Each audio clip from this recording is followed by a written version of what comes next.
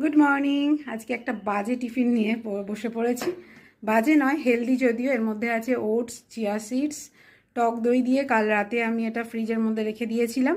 আর আজকে সকালে ওর মধ্যে একটুখানি কলা আর আম কেটে নিয়েছি, কারণ আমের টাইমে এটা কিন্তু খেতে দারুণ লাগে।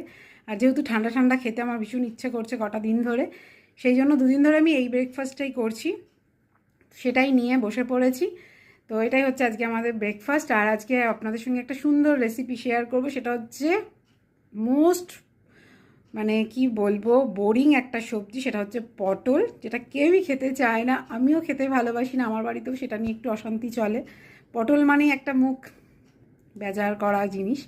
তো সেইটাকে একটুখানি নতুনত্ব আনার জন্য আজকে বানাচ্ছি একটা সুন্দর রেসিপি, সেটা আপনাদের সঙ্গে শেয়ার করব।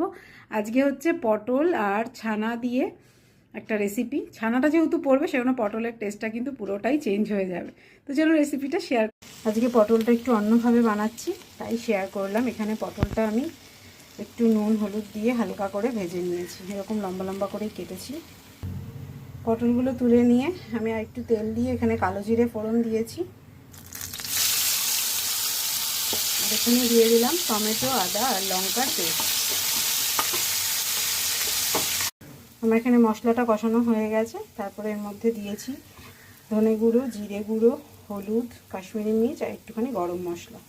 এবার এর মধ্যে অ্যাড করব ঘরে তৈরি করে রাখা ছানা, যেটা এটার টেস্টটাকে পুরোটাই চেঞ্জ করে দেবে। এটাই হচ্ছে এটার টেস্টটাকে এনহ্যান্স করার মেন ইনগ্রিডিয়েন্টস।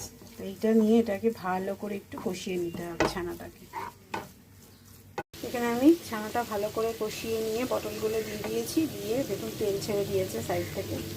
এবার এর মধ্যে ছানা কাটার জলটা একটুখানি অ্যাড করব, অল্প করে। এবার এটাকে দেবো একটু ভালো করে ফুটতে।